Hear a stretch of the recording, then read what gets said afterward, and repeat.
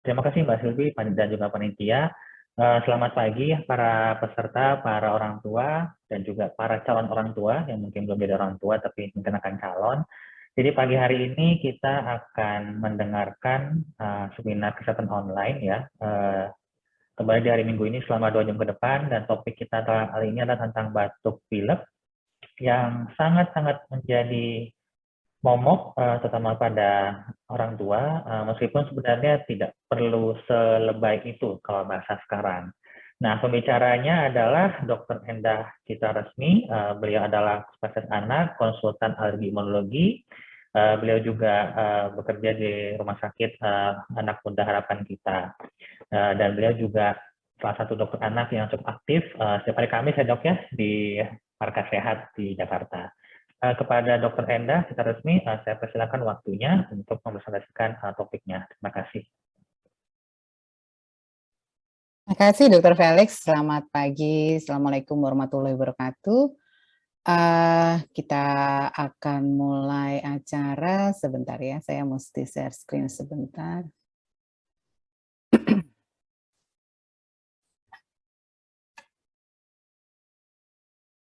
Oops.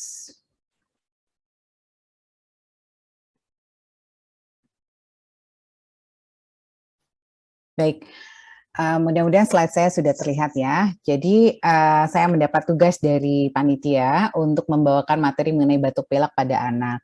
Ada tambahannya, ini sebenarnya batuk pilek ini kawan atau lawan ya, karena buktinya banyak orang tua yang cemas sekali pada saat anak batuk pilek ya. Jadi mudah-mudahan Bapak Ibu semua yang bergabung di sini pada hari ini bisa berdiskusi bersama hari ini apa yang harus kita sikapi pada saat anak, atau mungkin nanti kita bicara juga tentang dewasa kalau kita sendiri batuk pilek ya.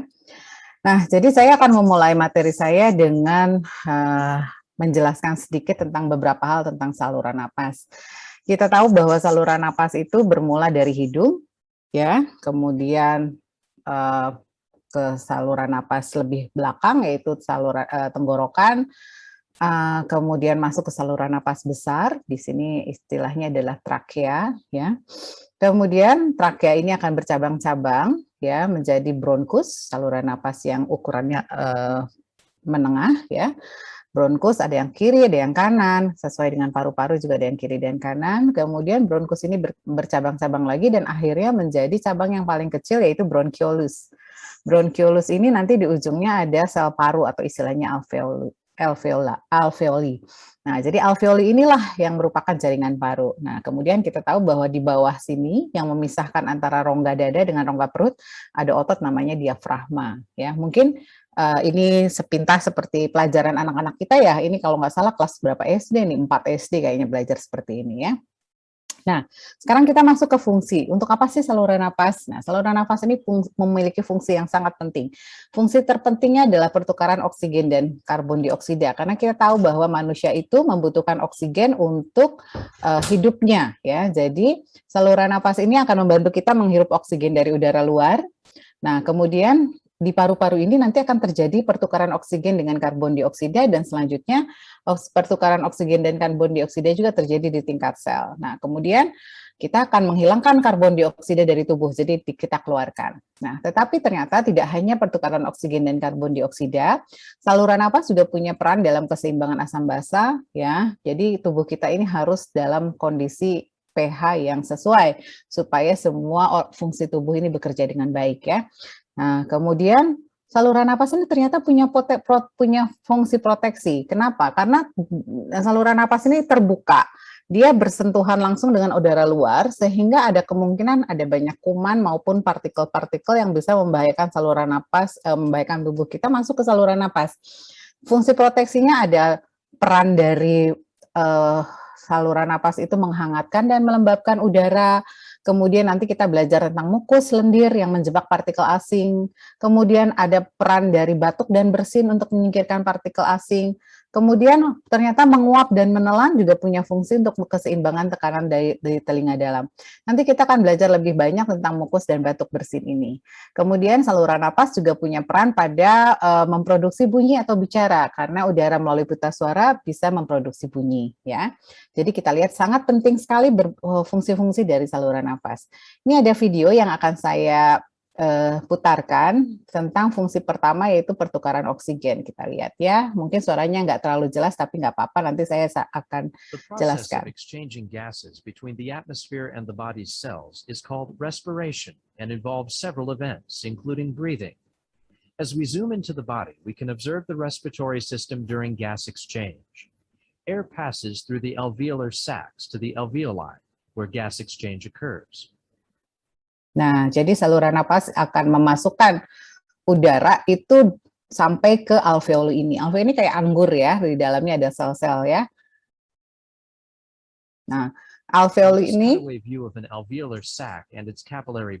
ada kapiler pembuluh darah ya di setiap alveoli ini. During inspiration, atmosphere air fills the alveoli and gas exchange occurs between the alveolar and capillary. Ini udara masuk, kemudian dia masuk ke pembuluh darah. Udara bersih ini masuk sebagai yang putih, kemudian karbon dioksida ini sebagai yang biru. Nah, kita lihat sel darah merahnya jadi lebih terang pada saat pertukaran.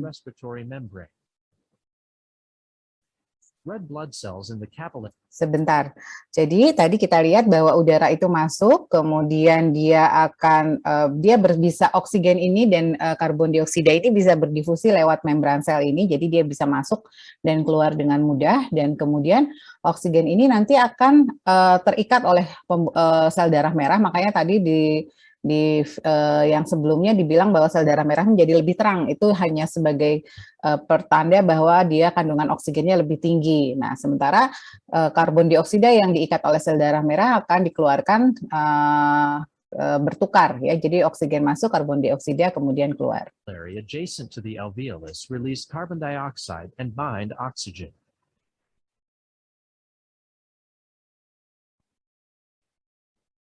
Oke. Kemudian kita lihat lagi. Nah, ini saya ingin mengetahui dulu bagaimana pendapat Bapak Ibu semua. Mungkin Ibu host bisa minta pollingnya sebelum kita bicara ke fungsi sistem saluran napas yang lain tentang dahak atau lendir. Baik, silakan dijawab tentang polling ini. Apa sih dahak atau lendir itu? Silakan dipilih Bapak Ibu semua. Boleh memilih A, B, C, D, atau E. Silakan. Kita tunggu sampai mungkin minimal 80% sudah memilih ya. Silakan dipilih, apa sih dahak itu? Apa sih lendir itu?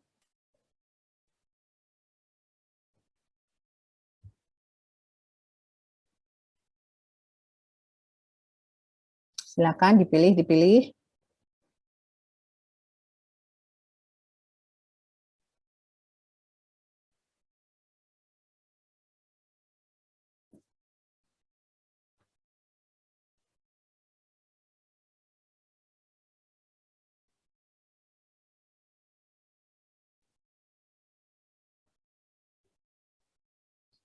Kita tunggu 1 menit, silakan masih ditunggu. Mudah-mudahan semua bisa menjawab lewat poll ya. Oke, tampaknya tidak terlalu banyak lagi yang bertambah ya. Baik, saya hentikan pollingnya.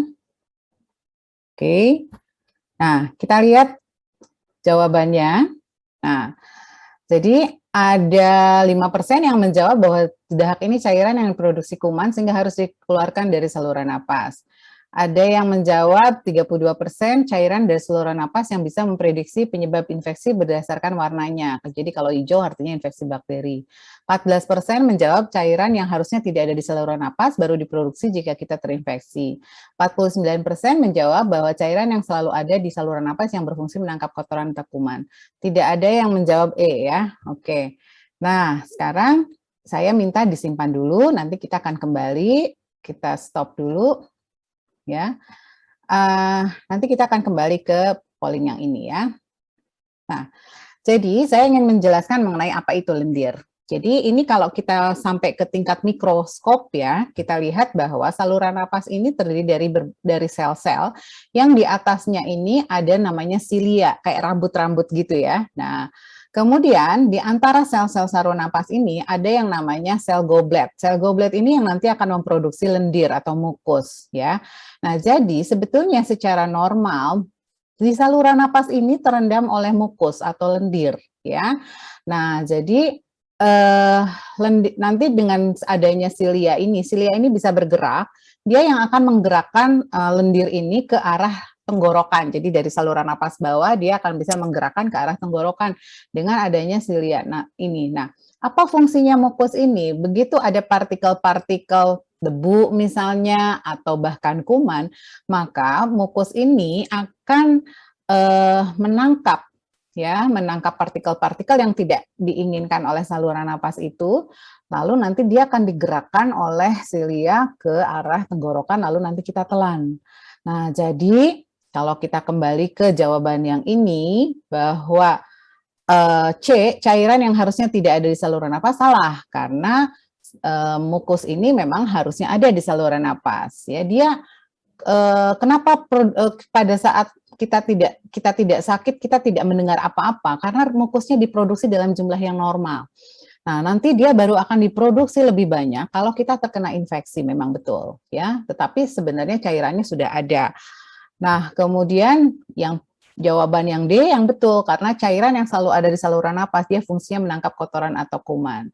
Dan mukus tentu saja tidak boleh dihentikan produksinya ya. Tidak perlu diberikan obat penghenti dahak, nanti kita akan lihat. Nah, ini jawaban A juga salah karena ini bukan cairan yang diproduksi kuman, tapi cairan yang memang diproduksi oleh saluran napas kita. Untuk yang B nanti akan ada jawabannya, kita lihat ya. Baik. Sekarang kita masuk ke polling kedua, apa itu batuk? Silakan Ibu host. Baik, silakan dijawab, apa itu batuk? Ya, boleh menjawab A, B, C, D. Kali ini cuma ada 4 pilihan. Silakan dimulai. Kami masih menunggu partisipasi Bapak Ibu semua. Apa sih batuk itu? Sebelum nanti kita bahas sama-sama tentang batuk ya.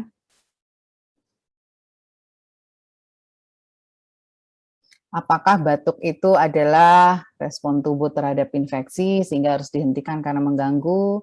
Apakah refleks untuk mengeluarkan benda berbahaya dari saluran napas sehingga tidak boleh dihentikan? Apakah semua batuk berbahaya sehingga jika anak mulai batuk harus segera berobat supaya tidak berlanjut? Apakah batuk adalah cara tubuh mengeluarkan dahak sehingga jika dahak tidak dapat dikeluarkan akan berbahaya? Silakan, masih kita tunggu partisipasi Bapak Ibu semua.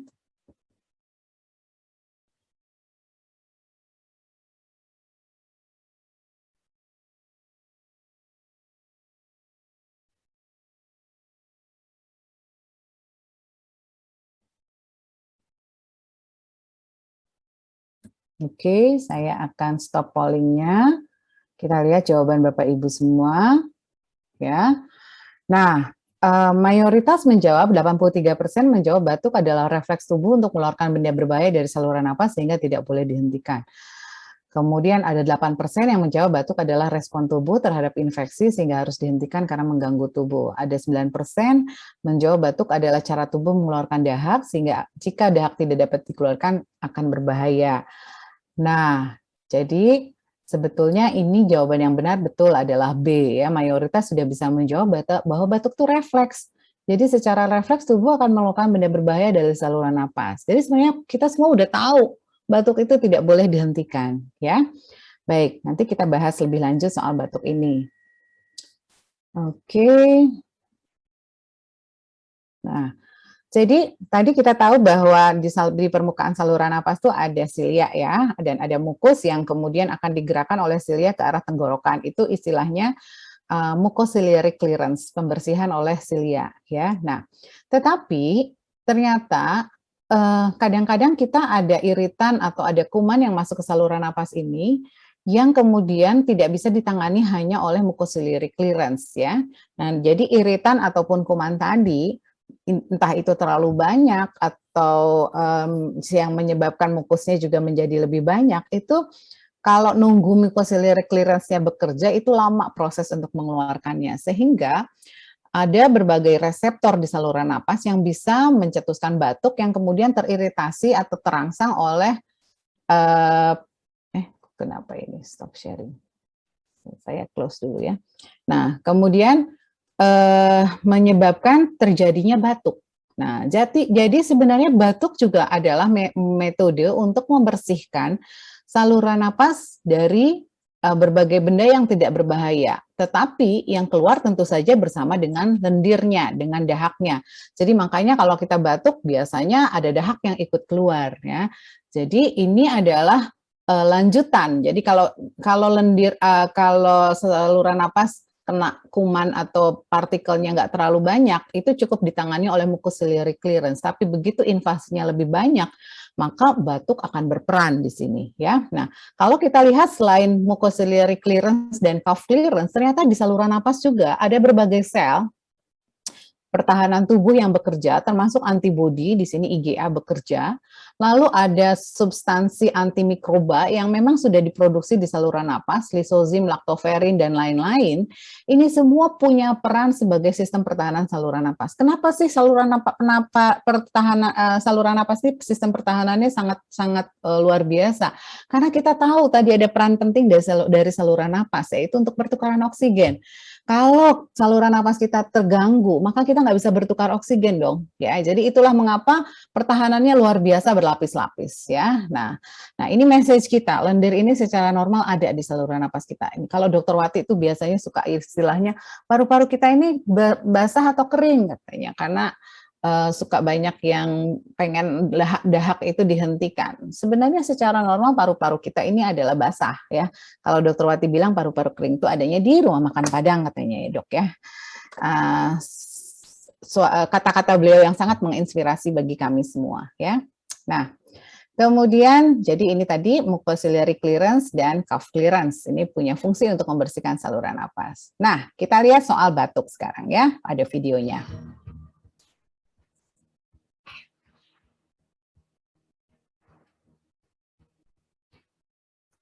Coughing is a sudden expulsion of air from the lungs through the epiglottis, cartilage located in the throat, at an amazingly fast speed. Compared to a tennis ball hit at 50 miles per hour, or a baseball at 85 miles per hour, coughing is faster with an estimated speed of 100 miles per hour. Luar biasa ya kecepatan udara dari paru pada saat batuk itu ternyata lebih cepat daripada bola tenis ya katanya ya, ataupun bola baseball. Jadi mekanisme tubuh untuk mengeluarkan kuman ini luar biasa ya. Jadi batuk itu ternyata kecepatannya tinggi sekali. Nah. Coughing is the body's mechanism for clearing the breathing passageways of unwanted irritants. Let's take a look at the vocal cords prior to a cough. In order for a cough to occur, several events need to take place in sequence. Oops. Maaf. The lungs through the epiglottis. Compared to a several events need to take place in sequence. Nah, ini dicontohkannya adalah seseorang yang sedang minum, kemudian ternyata nanti dia tersedak, kita lihat ya. Let's use the unwanted irritant of water entering the windpipe, also known as trachea, trigger the coughing reflex. Nah, kalau di sini karena dia minumnya buru-buru, kemudian ada cairan yang masuk ke saluran napas. Harusnya kan cairan masuknya ke saluran makan ya, bukan ke saluran napas. Nah, kemudian maka air yang masuk ke saluran napas ini akan menginisiasi refleks batuk. First, the vocal cords open wide, allowing additional air to pass through the lungs. Then the epiglottis closes off the windpipe. And simultaneously, the abdominal and rib muscles contract, increasing the pressure behind the epiglottis. With the increased pressure, the air is forcefully expelled and creates a rushing sound as it moves very quickly past the vocal cord. The rushing air dislodges the irritant. making it possible to breathe comfortably. Nah, jadi kalau kita lihat tadi bahwa batuk itu dirangsang oleh ada sesuatu yang masuk saluran napas yang tidak diinginkan, dia merangsang refleks batuk, kemudian dengan batuk maka kita bisa membersihkan benda yang tidak kita inginkan tadi, ya. Jadi luar biasa refleks tubuh kita ini untuk membersihkan. Coba bayangkan kalau kita nggak punya refleks batuk, udah yang terjadi adalah makanan yang salah sasaran masuk ke saluran napas, menjadi pneumonia aspirasi istilahnya, kemudian kuman masuk, kemudian menginfeksi menjadi pneumonia juga, ya. Jadi tubuh kita ini sudah dilengkapi dengan refleks. Tadi kalau kita lihat batuk itu bisa sangat kuat, ya, karena memang dia harus mengeluarkan kuman atau iritan tadi dari saluran napas secara cepat, ya. Jangan sampai udah keburu membuat saluran napas kita menjadi rusak, ya. Nah, ini ada video lagi sedikit. A cough is an important reflex that helps protect your airways and lungs. Anything from fumes, dust, smoke, pollen, medication, or having a lung disease like asthma or COPD may activate this reflex. Nah, jadi kita lihat bahwa banyak sekali benda-benda atau hal-hal yang bisa mengaktifkan refleks batuk. Jadi bahkan polutan pun bisa, ya. Jadi itulah mengapa nanti Bapak Ibu kalau punya anak yang sensitif, misalnya punya alergi, itu biasanya sangat sensitif terhadap iritan, ya, dari asap rokok, dari asap kendaraan, asap bakar sampah. Jadi berbagai iritan tuh bisa mencetuskan batuk, ya. Nah, kita lihat lagi. Your throat and airways are equipped with cough receptors, as well as a thin layer of mucus that coats and protects your airways. When you inhale a trigger, your cough receptors recognize the intruder, which gets stuck in the mucus lining your airways. Those cough receptors then send a message up to your brain, which sends a signal back to the muscles of your chest wall and abdomen to rapidly and forcefully take a deep breath in and out to remove the trigger. Coughing can propel air and particles out of your lungs and throat at speeds close to 50 miles per hour, and this whole process is almost instantaneous and very effective. An occasional cough is a normal, healthy function of your body, but a persistent cough, one that doesn't go away, is not normal. Any cough that lasts for more than 8 weeks should be discussed with your doctor. And regardless of how long you've had the cough, if it concerns you, it should be brought to your doctor's attention. Learn more about how your lungs function at lung.org. Oke, jadi sebetulnya batuk itu kita lihat bahwa dia itu ditimbulkan oleh refleks batuk yang kemudian refleks itu diproses oleh otak kita, kemudian otak kita yang akan menyuruh kita untuk secara refleks untuk batuk. Kita akan menarik nafas banyak, kemudian otot-otot saluran napas sudah berfungsi sehingga kita bisa mengeluarkan partikel yang kita tidak inginkan tadi, ya. Nah, tadi message dari Asosiasi Paru Amerika katanya kalau batuknya lama, nah silakan berkonsultasi ke dokter. Karena sebenarnya kalau batuk baru sebentar saja, tenang-tenang dulu. Nanti juga kita akan bahas, ya. Oke, nah jadi kita sudah bahas tadi bahwa batuk ini adalah mekanisme pertahanan tubuh. Nah, itu merupakan refleks yang melindungi paru-paru, karena kita tadi udah belajar seberapa pentingnya peran paru-paru untuk pertukaran oksigen dan lain-lain. Nah, jadi ini batuk adalah mekanisme proteksi yang sangat kritis, yang sangat penting untuk mengeluarkan benda-benda dari saluran napas, ya. Dan juga sebenarnya batuk ini bisa menjadi petanda kita bahwa ada gangguan di saluran napas, baik infeksi maupun bukan infeksi. Nah, tapi ternyata sebagian besar batuk itu disebabkan oleh infeksi yang nantinya akan hilang sendiri. Nanti kita akan belajar tentang infeksi ini. Nah, jadi batuk ini akan terjadi kalau ada reseptor batuk atau ujung serabut saraf di saluran napas yang teriritasi. Bisa karena mediator peradangan, bisa karena ada lendir yang diproduksi banyak, ya. Nah, sekarang kalau kita sudah belajar tentang batuk, apakah kita perlu mengobati batuk? Tentu tidak, karena kita tahu bahwa batuk itu adalah refleks, batuk itu adalah pertahanan tubuh. Jadi kita bukan mengobati batuknya, yang kita obati apa? Penyebab batuknya. Nah, kita tahu bahwa mayoritas batuk karena virus, kita tahu bahwa virus itu nggak ada antivirusnya, sembuh sendiri setelah tubuh selesai melawan virus. Dan tentu saja antibiotik dan obat batuk tidak akan bermanfaat. Ini kita akan elaborasi lebih lanjut, ya. Kemudian, nah, mohon Ibu host poll ketiga. Nah, baik, kita bahas poll ketiga, ya. Silakan dijawab Bapak Ibu semua. Apa sih penyebab batuk? Ya, yang ditanyakan kecuali. Penyebab batuk itu apa aja? Silakan dijawab Bapak Ibu semua. Belum ada yang menjawab ini ya? Oh, udah ternyata. Silakan. Silakan, apa sih penyebab batuk? Oh, ini karena kecuali jadi bacanya panjang dulu ya. Silakan.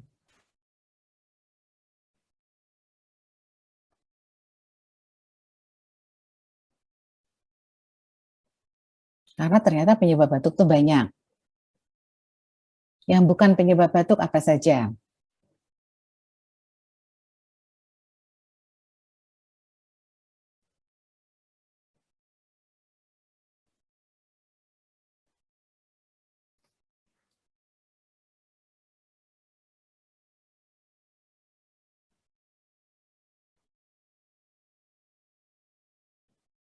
Silakan, masih ditunggu jawabannya Bapak Ibu semua. Baru 60% yang menjawab. Saya masih menunggu beberapa saat lagi. Mungkin karena soalnya agak susah, karena mesti membaca panjang.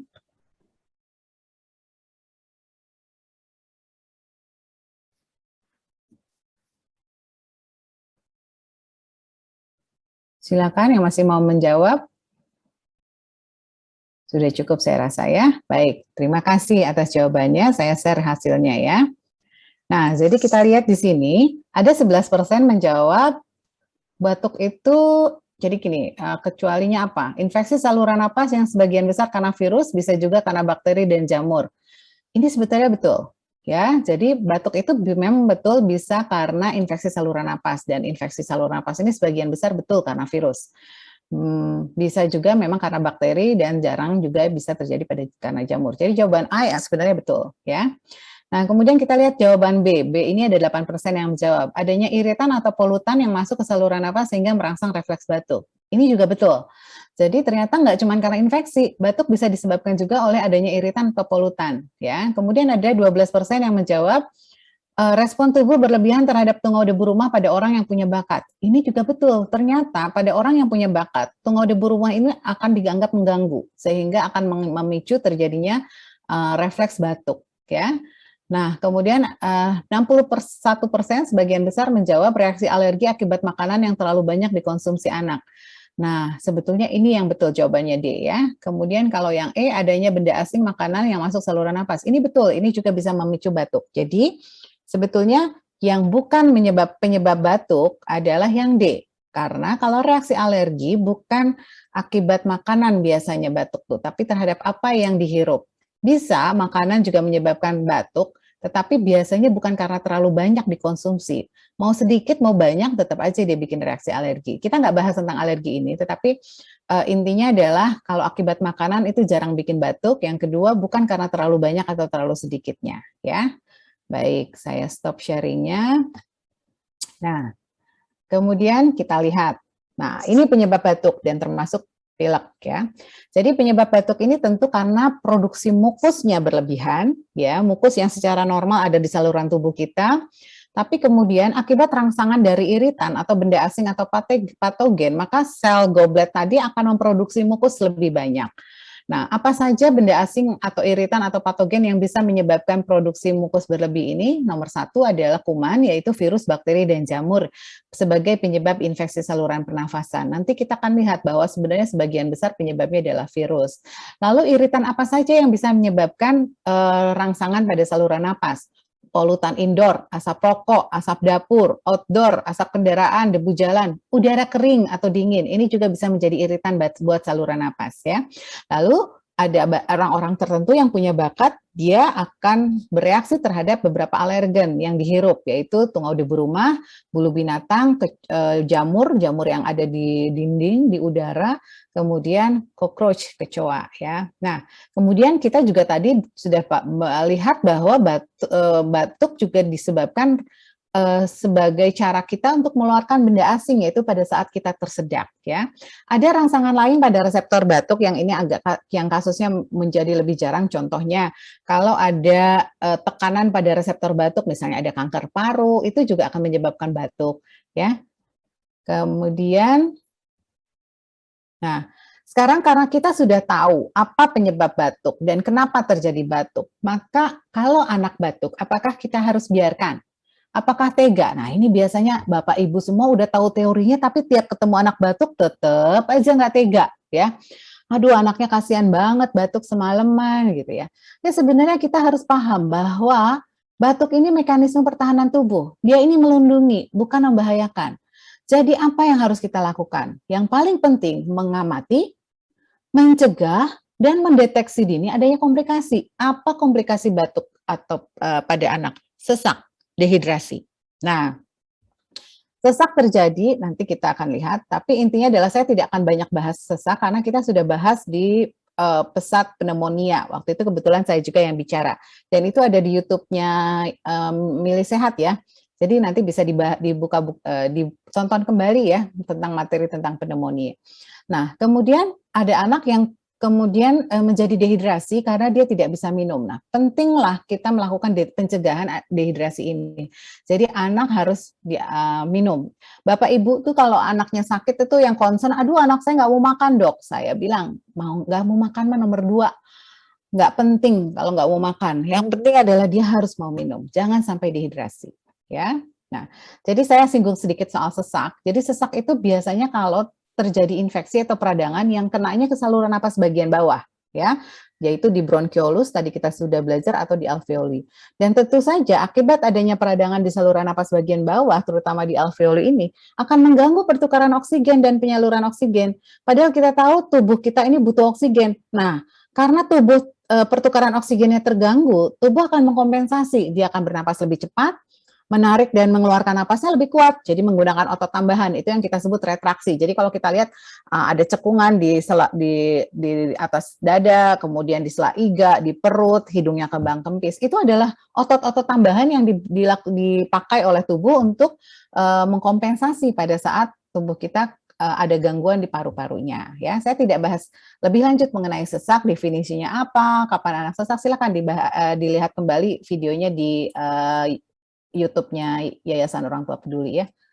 Kemudian, nah saya akan bahas sedikit soal batuk. Nah, batuk ini ada terbagi berdasarkan waktu. Ada batuk akut dan kronis. Jangan beranggapan yang namanya akut itu berbahaya. Bukan, akut itu hanya menunjukkan waktu. Ya, akut itu kalau terjadinya adalah kalau kita pakai definisinya 3 minggu. Jadi di bawah 3 minggu kita sebut batuk akut, kalau di atas 3 minggu itu kita sebut batuk kronis ya. Jadi akut dan kronis itu hanya menunjukkan bahwa ini baru terjadi, kalau ini lama terjadinya ya. Nah, yang batuk akut itu paling sering adalah ISPA, infeksi saluran pernafasan akut, atau yang penyebabnya adalah mayoritas infeksi virus. Kadang-kadang batuk akut juga bisa terjadi kalau anak tersedak atau ada benda asing di saluran napas ya. Nah, kemudian kalau batuk kronis, penyebab tersering pada anak adalah alergi. Sementara kalau di dewasa boleh memikirkan TBC, berhubung negara kita penyumbang kasus TBC yang cukup banyak di dunia ya. Nah, tetapi nanti Bapak Ibu kalau nanti belajar soal TBC itu di anak tuh jarang bikin batuk. Ya, jadi sebenarnya jangan mikirin TBC kalau anak dengan batuk lama. Nomor 1 bukan TBC. Nanti kita lihat. Yang kedua adalah sebenarnya paling sering yang kita temukan anak yang batuk lama itu bukan batuk yang memang terjadi lama, tapi batuknya berulang, belum sempat membaik, kambuh kembali, ketularan lagi. Ini akibat banyak yang sakit batuk pilek di rumah, atau karena anaknya pergi ke sekolah, atau karena anaknya pergi ke daycare. Jadi di mana kumpulan anak berada, disitulah sumber kuman sehingga anak bolak-balik kena ISPA berulang. Nah, pas pandemi ini Bapak Ibu pasti happy ya, anak-anaknya jarang yang sakit. Karena apa? Anak-anak di rumah, nggak pergi lagi ke daycare, Bapak Ibunya semua pakai masker kalau keluar rumah. Jadi dokter anaknya juga happy sekarang bahwa anak-anak yang ISPA berulang ini jarang. Dulu sebelum pandemi, waduh yang namanya ISPA berulang ini tiap hari di tempat praktek dengan ibu yang stres karena anaknya kok nggak berhenti-berhenti batuknya gitu ya. Nah, padahal sebenarnya problemnya adalah ini ada virus bolak-balik ya. Nah, pada anak ISPA itu sebenarnya bisa terjadi memang sering Bapak Ibu. Kenapa? Karena saluran napasnya masih belum sebaik orang dewasa. Ya, jadi dia belajar. Kena virus A sakit, kena virus B sakit. Jadi penelitian menunjukkan bahwa normal balita itu kena ISPA 6 sampai 12 kali setahun. Kalau kita hitung-hitung 12 kali setahun itu artinya tiap bulan ya. Belum kalau musim sakit. Musim sakit itu musim hujan, biasanya sekitar November, Desember.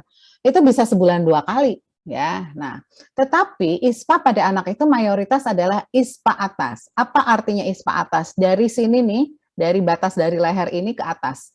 Ini ISPA atas. Ya, jadi biasanya gejalanya adalah batuk atau selesma. Nah, rata lama ISPA pada anak itu berkisar antara 7 sampai 9 hari dan kadang-kadang bisa sampai 3 minggu seperti tadi batasan ISPA akut, ya.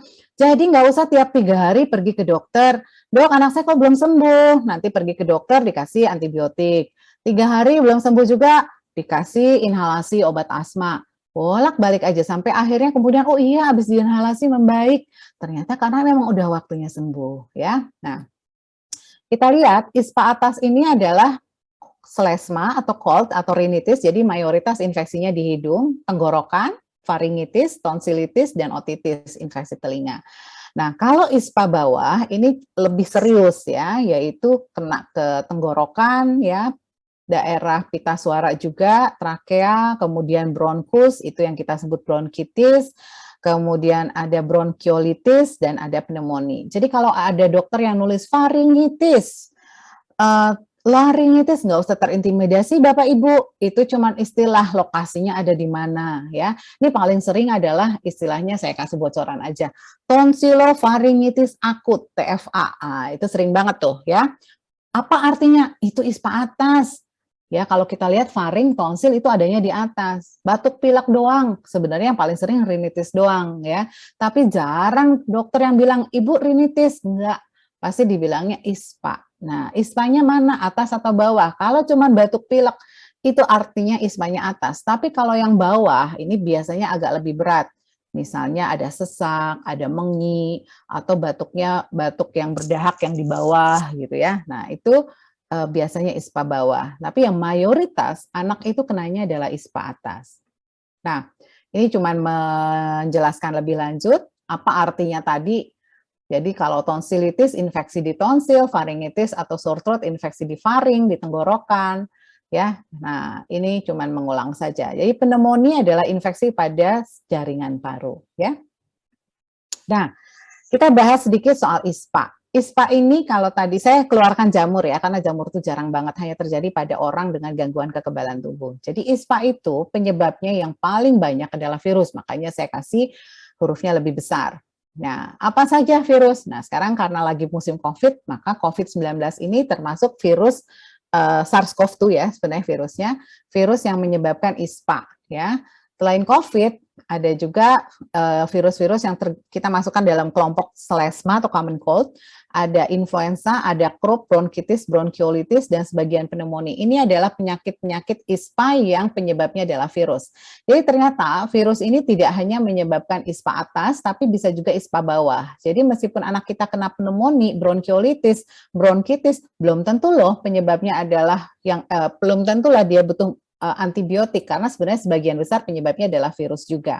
Nah, kalau bakteri kapan kita pikirkan? Kalau infeksi telinga tengah ya, tetapi yang tidak membaik pada saat wait and see, kita tidak bahas di sini infeksi telinga, tapi intinya adalah infeksi telinga juga belum tentu penyebabnya bakteri ya. Nah, kemudian ada radang tenggorokan, memang yang betul karena bakteri kita sebut strep throat, dan pneumonia, terutama pneumonia berat, itu kita akan pertimbangkan karena bakteri. Jadi memang ada yang butuh antibiotik, tetapi sebagian besar tidak butuh antibiotik ya.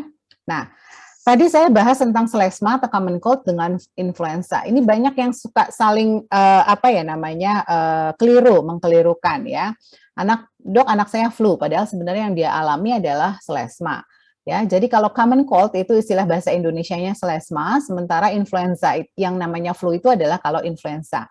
Selesma ini penyebabnya apa? Virus tentu, dan bisa rhinovirus, respiratory syncytial virus atau RSV, adenovirus, dan sebenarnya termasuk dengan coronavirus, nanti kita akan bahas. Nah, apa bedanya? Selesma ini biasanya ada demam, tapi lebih ringan, kadang-kadang nggak demam juga. Nah, yang dominan adalah gejala pilek, mampet, dan nyeri tenggorokan, dan juga bisa terjadi batuk. Nah, bedanya dengan influenza. Kalau influenza ini penyebabnya adalah virus influenza, dan virus influenza juga banyak tipe-tipenya, ya. Nah, kalau influenza itu biasanya demamnya sering tiba-tiba naik, demam tinggi mendadak, ya. Kemudian ada nyeri otot, menggigil, nyeri kepala, nggak mau makan, sering disertai pilek, nyeri menelan, batuk kering, dan bisa terjadi gejala yang dominan terlokalisir di salah satu tempat. Contohnya, ada yang ispa atas, ada yang Croup, ada yang bronkiolitis atau pneumonia. Ya, nah, jadi kalau influenza itu bisa menimbulkan infeksi yang lebih berat, ya. Nah, ini mirip seperti nanti kita bahas soal COVID ya. Nah, jadi saya bahas dulu tentang common cold. Karena common cold ini sering sekali, ini yang paling sering ya. Gejalanya biasanya muncul 1-3 hari setelah tertular. Biasanya nyeri atau gatal tenggorokan, lalu ada mampet, meler, biasanya di hari kedua ketiga lalu terjadi batuk. Dan ini biasanya menetap selama sekitar 1 minggu dan ada 10% bisa sampai 2 minggu bahkan. Nah, ini ada yang saya beri kotak. Perubahan pada warna ataupun konsistensi dari lendir selama perjalanan penyakit common cold ini bukan menunjukkan bahwa ada infeksi bakteri atau infeksi di sinus ya. Jadi kalau anak pilek meler, awalnya tuh biasanya bening, kemudian habis itu mulai jadi lebih apa ya, lebih pekat ya, nggak bening terus. Kemudian habis itu mulai jadi hijau. Nah, kalau hijau begitu bukan artinya ini ada infeksi bakteri.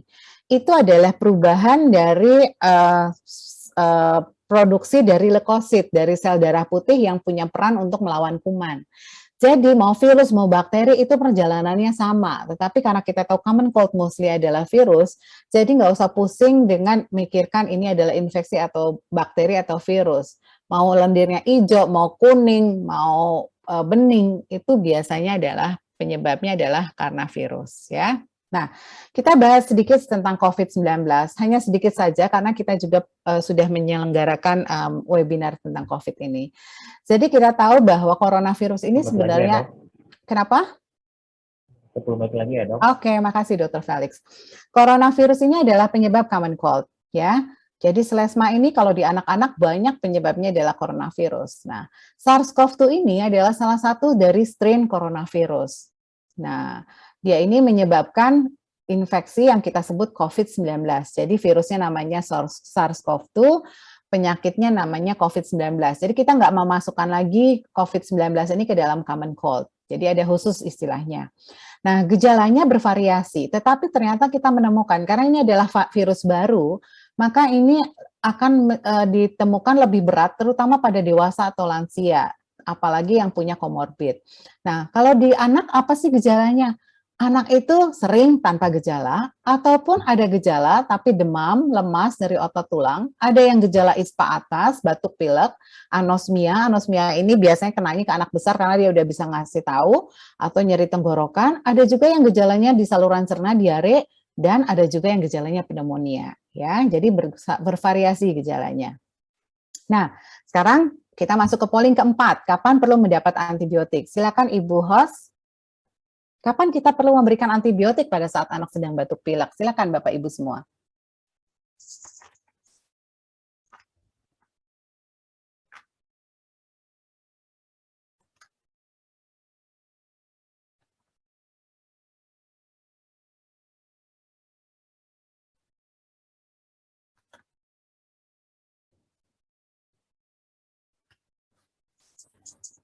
Silakan. Ini pasti sudah pada tahu.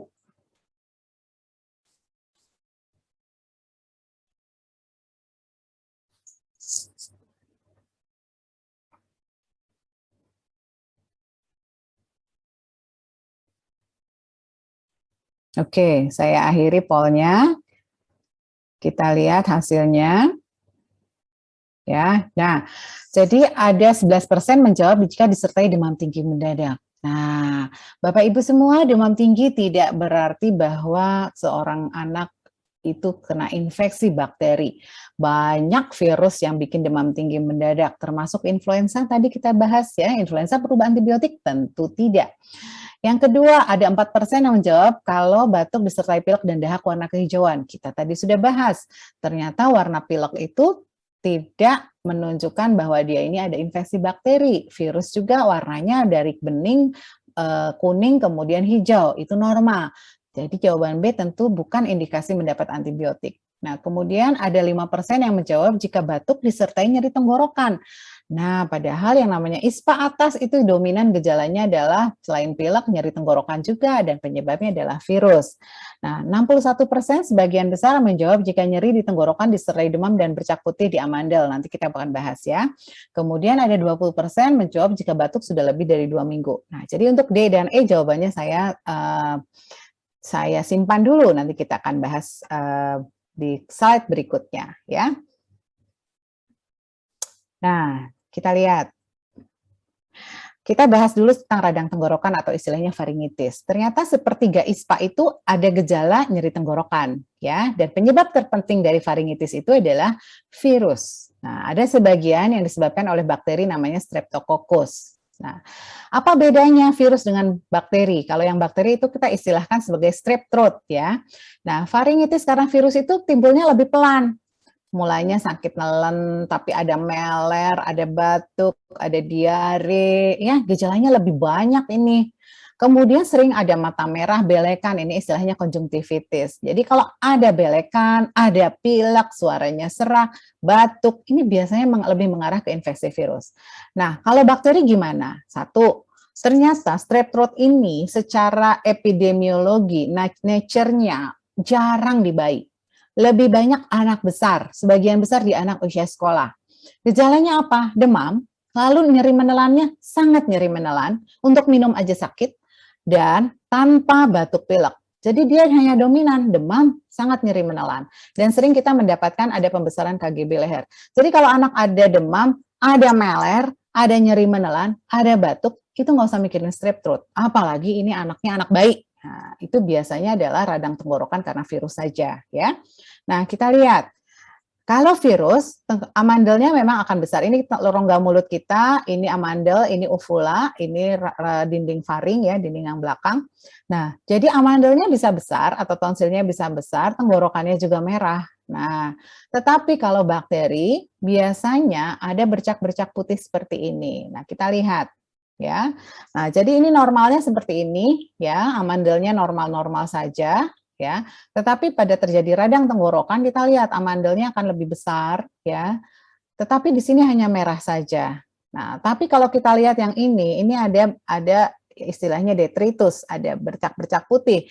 Nah, ini sangat kita curigai bahwa ini adalah infeksi bakteri ya. Nah, kemudian jadi tadi jawabannya yang bahwa bercak putih itu disebabkan oleh bakteri, jadi harus diberi antibiotik, itu betul ya. Nah, sekarang kita masuk ke polling 5. Silakan dijawab Bapak Ibu semua, saat anak batuk karena ISPA apa yang perlu dilakukan?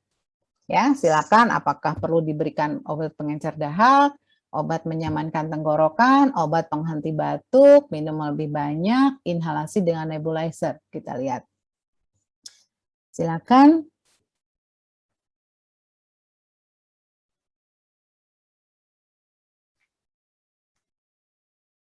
5 menit lagi ya, Dr. Felix.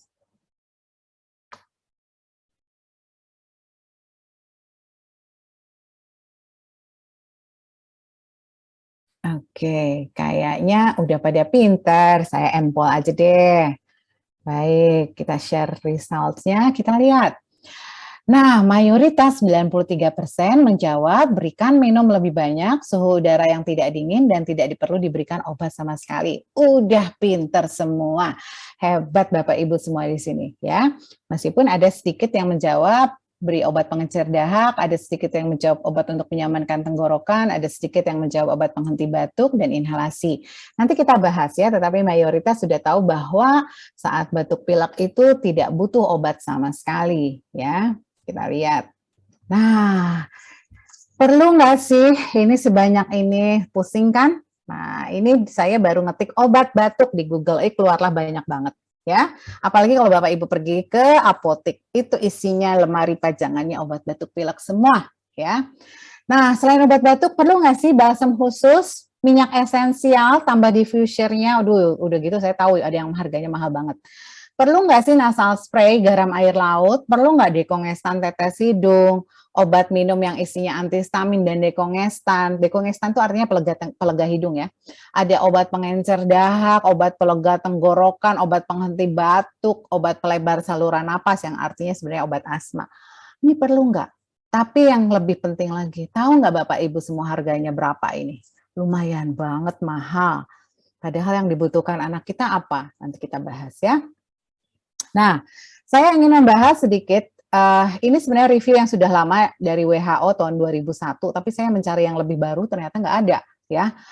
Jadi, WHO tuh sudah meneliti, apa sih obat-obat batuk pilek ini untuk anak-anak yang kena infeksi saluran napas. Jadi dia bahas semuanya, ada obat untuk menghentikan batuk, ada untuk membersihkan dahak, menghilangkan mampet di hidung. Nah, apa kesimpulan dari review yang dilakukan WHO? Ternyata obat-obat ini tidak ada manfaatnya, tetapi yang menarik ternyata risiko efek sampingnya ada. Artinya apa? Anak kita terpapar pada risiko efek samping. Risiko efek samping itu ada, tetapi belum tentu muncul ya. Nah, tetapi ternyata yang menarik, ya, di Amerika itu laporan efek samping itu banyak. Jadi lebih banyak anak yang dirawat karena atau masuk rumah sakit karena efek samping obat dibanding anak yang karena batuk pilek, ya. Nah, jadi review ini menunjukkan tidak ada manfaat obat-obat yang tadi ini, yang ada di list ini, tetapi risiko efek sampingnya ada. Jadi kalau menurut WHO katanya petugas kesehatan harusnya merekomendasikan minum aja deh yang banyak, hidrasi aja ya. Ada yang suruh minum sup hangat katanya. Kemudian boleh membuat mampet di hidung itu menjadi lebih nyaman dengan tetes hidung salin NaCl katanya. Boleh memberikan paracetamol pada anak yang lagi demam supaya anaknya nyaman. Nah, kemudian WHO membolehkan sirup sederhana. Sebenarnya ini cuma karena dikasih minum saja yang banyak ya. Nah, bahkan sebenarnya yang kalau kita bisa berikan adalah madu ya. Nah, kalau anaknya udah di atas tahun tentu saja. Nah, ini kemudian dari Royal Children's Hospital Melbourne, batuk. Nah, tadi udah dibahas ya, anak itu bisa 6-12 kali batuk pilek per tahun yang biasanya penyebabnya virus.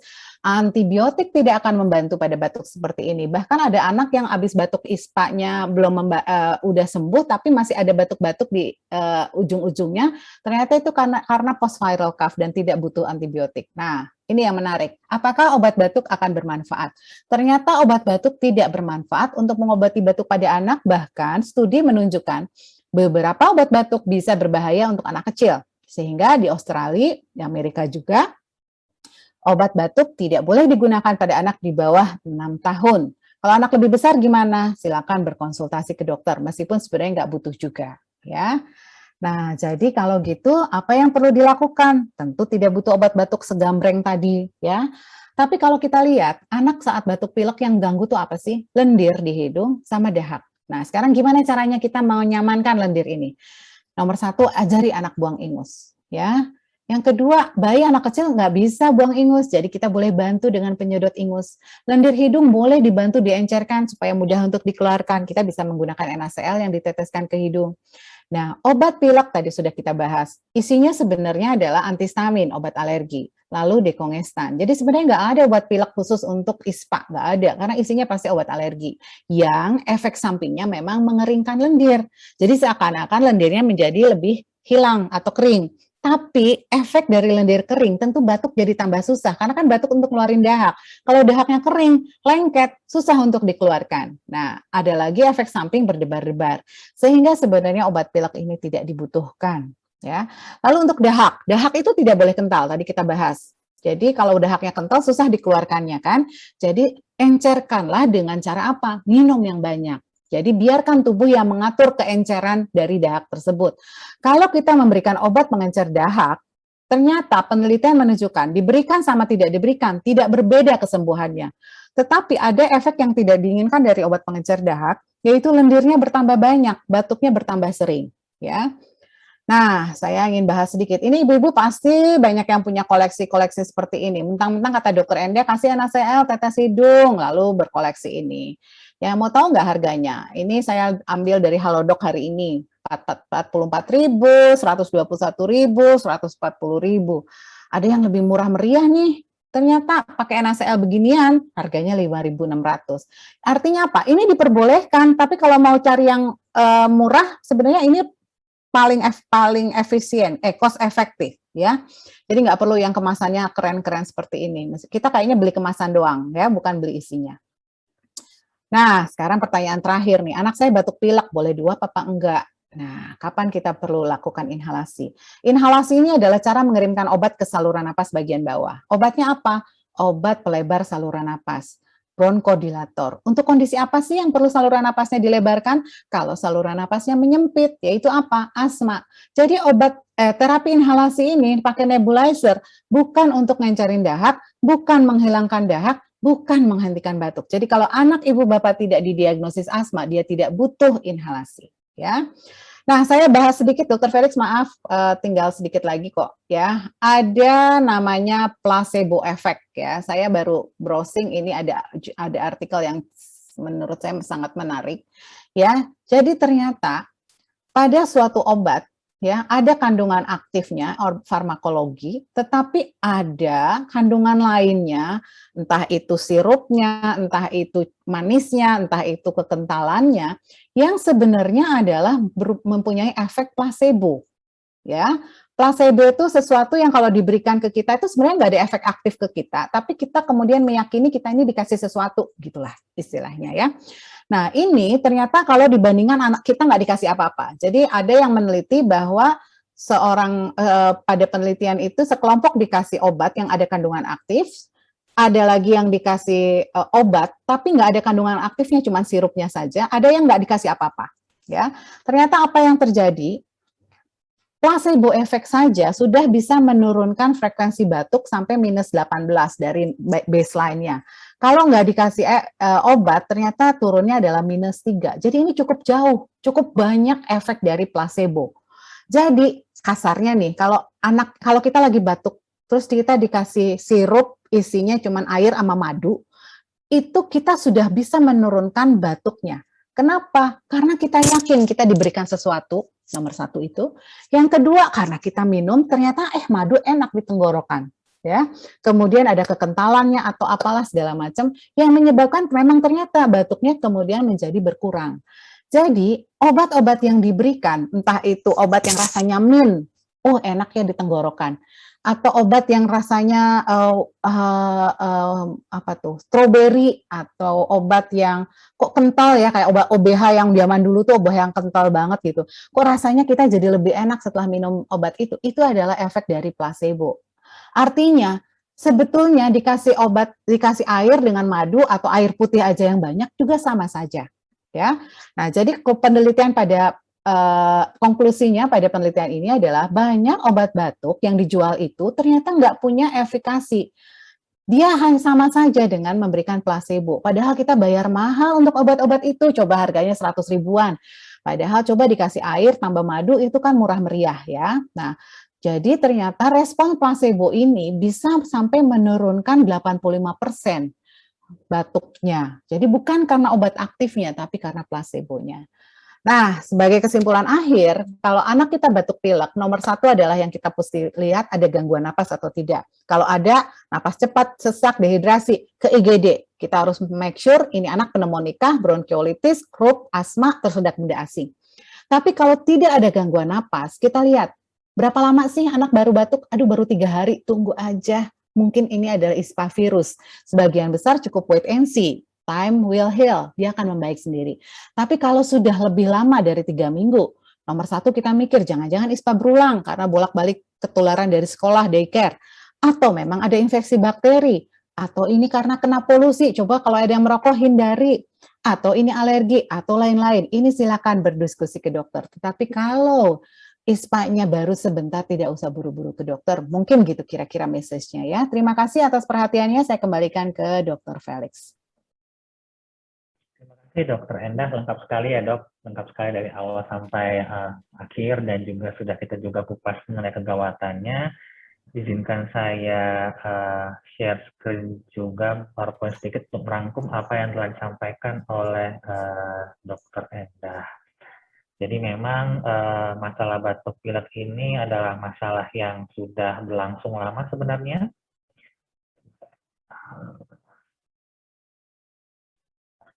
Ya, jadi sudah berlangsung lama sebenarnya dan memang batuk pilek yang seperti dokter Anda sampaikan ya lebih menekankan ya bahwa infeksi atau infeksi saluran pernapasan atas itu ada dua ya, ispa atas dan ispa bawah, dan yang lebih ditekankan oleh dokter Anda lah ya tentang bagaimana penanganan pengenalan juga terhadap ispa atas yang dikenal sebagai common cold ataupun influenza.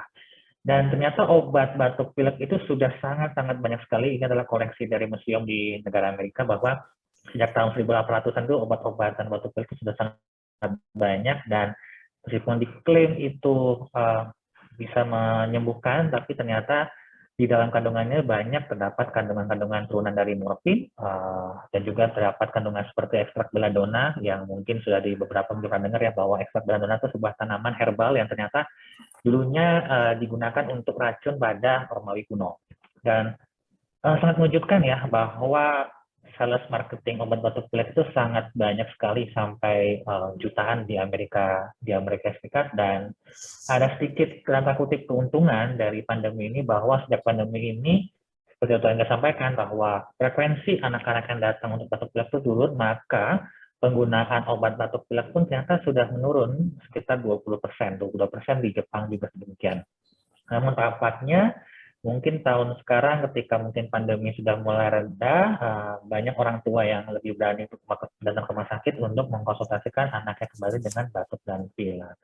Dan ada juga tadi beberapa polling, dan saya sedikit menyoroti bahwa ada beberapa peserta yang tadi menjawab bahwa cairan itu yang berwarna ingus yang hijau itu sudah bisa memproduksi kuman. Kumannya adalah bakteri, dan juga ada sekian persen orang tua yang tadi menjawab bahwa batuk itu harus dihentikan dan batuk itu yang mengeluarkan darah itu harus dikeluarkan karena batuk itu sangatlah bahaya. Dan mudah-mudahan dengan apa yang di-sharingkan Dr. Endra itu sudah terjawab bahwa semua itu tidak tepat.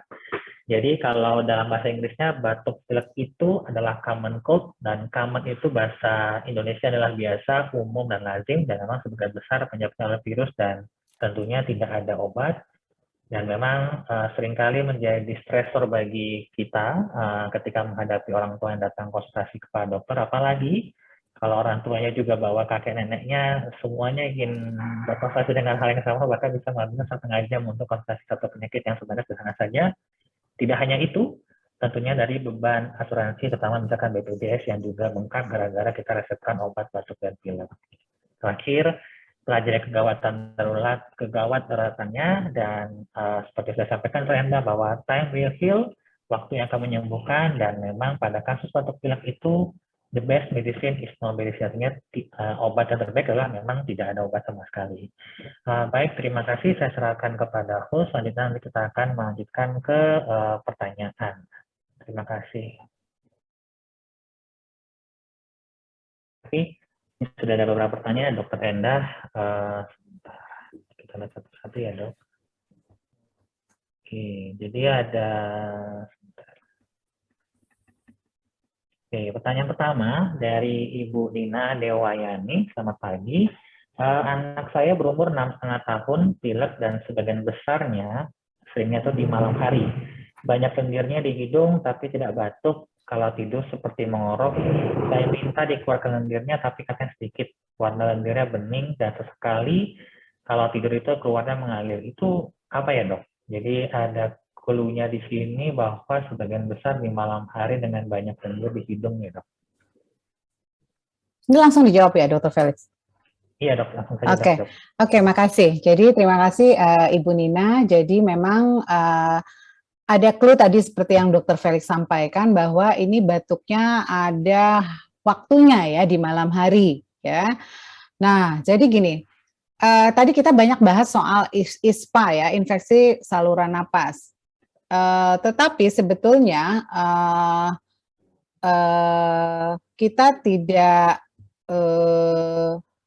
bahas soal penyebab lain ya, karena sebetulnya ini sudah pernah dibahas juga di webinar sebelumnya. Pesat soal alergi itu kita sampai 2 kali ya waktu itu, Dr. Felix ya. Nah, jadi gini, waktu itu kita bahas bahwa bagaimana sih membedakan alergi dari infeksi. Saya kasih tipsnya aja. Kalau infeksi itu biasanya nggak kenal waktu, pagi, siang, sore, malam itu batuknya sama saja ya. Tetapi kalau ada waktu tertentu saja, malam hari saja, tengah malam selalu terbangun batuk, atau pagi-pagi bangun tidur batuk ya, itu boleh berpikir bahwa ada pencetus. Dalam hal ini pencetusnya mungkin karena alergi ya. Nah, jadi silakan, apalagi usianya udah 6,5 tahun, apalagi gejala dominannya adalah pilek mampet. Jadi silakan tolong dipikirkan bahwa ini mungkin adalah pileknya gara-gara alergi ya. Apalagi kalau di rumah pada anak ini sebelumnya punya penyakit alergi juga waktu kecilnya, misalnya dermatitis atopi yang paling sering. Atau ibu bapaknya juga punya penyakit alergi, ibu bapaknya punya asma, ibu bapaknya suka pilek kalau pagi, bersin-bersin kalau pagi, artinya bakat alerginya kuat. Jadi kita boleh banget memikirkan bahwa ini adalah alergi. Silakan berkonsultasi ke dokter anaknya. Tadi saya sudah sampaikan kalau batuknya kok udah lama, lebih dari 3 minggu, diskusikan dengan dokter salah satunya untuk mencari apakah ini betul alergi atau tidak. Mungkin itu yang bisa saya jawab ya. Baik, terima kasih dokter. Jadi memang salah satunya mungkin harus dipikirkan apakah anaknya juga ada alergi atau. Ya. Jadi ada juga ini pertanyaan kedua dari Ibu Fatma Zain yang sepertinya juga hampir mirip-mirip juga dengan yang pertama tadi dok. Jadi pertanyaan sebagai berikut, anaknya suatu kecil tidak ada bakat batuk karena asma ataupun alergi. Tapi ketika remaja anaknya malah suka batuk alergi, kadang-kadang ada kesulitan napas namun tidak berat. Dan disambung juga pertanyaan keduanya mengenai obat-obatan remedi homeopati. Apakah ini termasuk placebo? Saya juga belum paham ya dok mengenai remedi homeopati ini. Mungkin herbal kali ya dok, seperti itu. Silakan dok Brenda untuk menjawab pertanyaan yang pertama dan kedua ini. Baik, jadi betul alergi itu untuk di saluran napas seringkali tidak muncul dari sejak bayi ya, karena perjalanan alamiah penyakit alergi itu ada kekhasannya, yaitu waktu bayi itu yang paling sering muncul adalah alergi di kulit, dermatitis atopi, dan ada juga alergi makanan ya, yang gejalanya ke saluran cerna atau ke kulit juga. Nah, alergi terhadap apa yang kita hirup, dalam hal ini tungau debu rumah, itu baru berkembang setelah anak menjadi lebih besar, sehingga makanya peak-nya kita banyak menemukan anak-anak dengan alergi saluran napas itu pada saat usia sekolah. Ya, jadi bisa sekali waktu kecilnya nggak ada batuk, nggak ada alergi, tapi kemudian setelah usia sekolah, remaja, muncul alergi saluran napasnya. Oh, saya aja, saya di umur-umur 40-an baru mulai rinitis alergi, ya, dan ada asma. Jadi bukan remaja aja, remaja tua juga bisa. Nah, soal remedi homeopati. Saya juga sama tidak pahamnya dengan Dr. Felix, tetapi pada prinsipnya sangat mungkin ini adalah placebo, ya. Jadi dikasih entah herbal atau apa, itu semua adalah termasuk placebo. Ya, placebo silakan dipilih placebo yang aman dan tentu saja harus murah meriah. Udah placebo, tapi kita harus bayar mahal kan, ngapain ya? Jadi kalau ada pasien nanya ke saya nih, Dr. Felix, dok, boleh nggak anak saya minum apa sih? Entah madu yang mahal banget itu ya, Dr. Felix ya.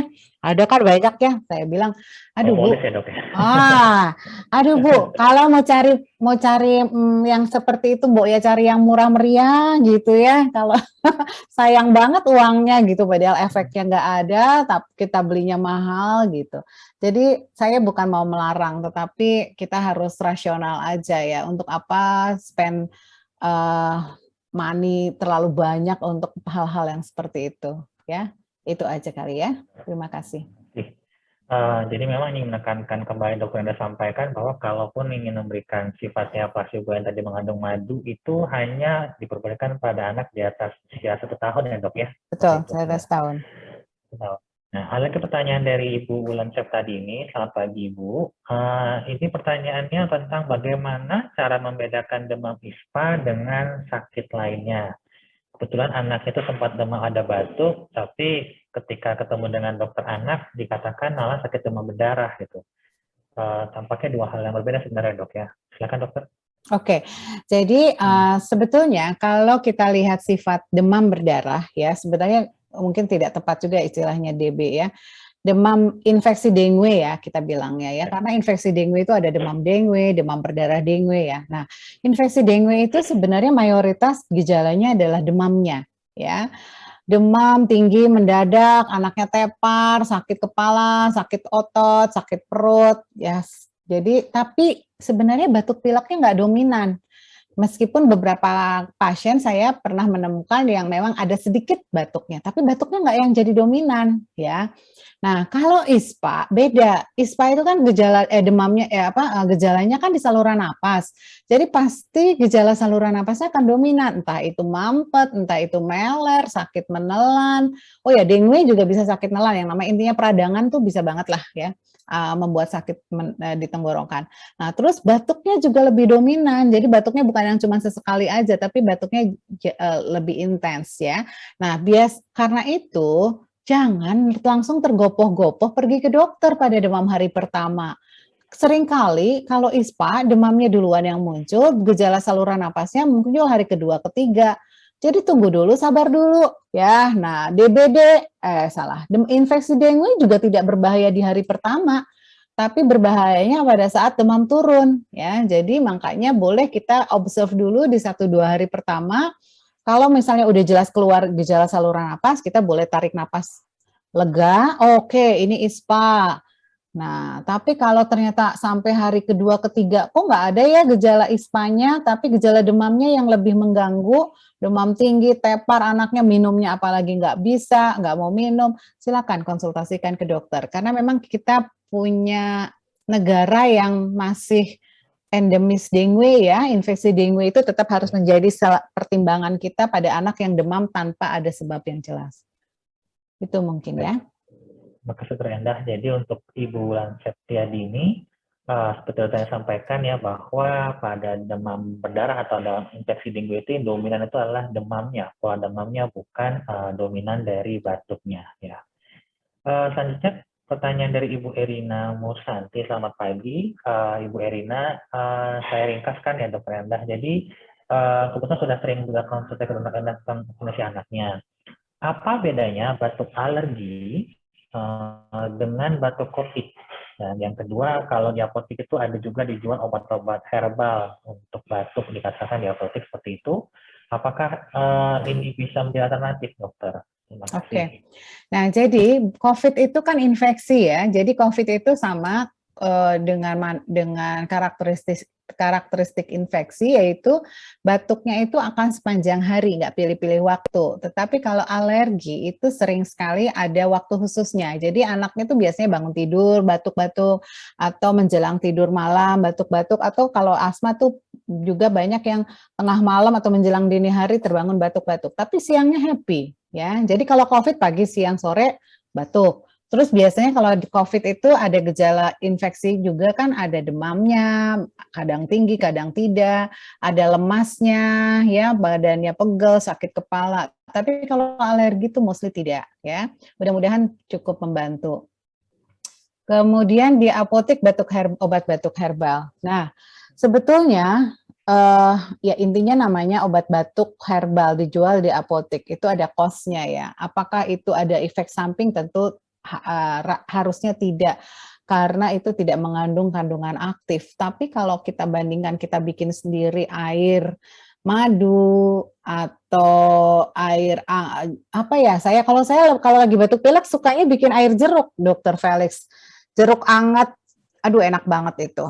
Terus kadang-kadang kalau ada saya bikin wedang, nggak bikin deh, nggak bisa, beli deh ya. Jadi yang anget-anget udah lebih murah, lebih enak dari minum obat batuk herbal gitu. Ya, jadi kalau anaknya nggak suka minum, coba cari cairan apa yang anaknya suka.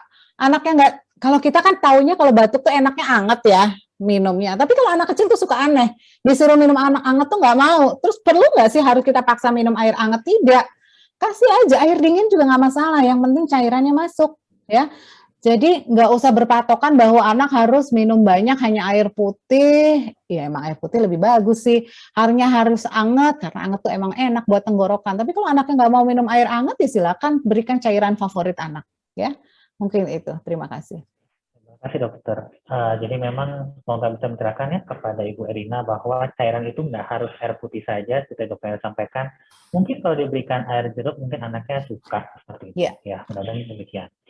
Oke, lalu lanjut ke Ibu Ulan Laras Kristiani. Nah, kalau ada hasil rongsennya dikatakan bronkitis, apakah perlu minum obat terus-menerus jika sampai 2 bulan pun belum sembuh?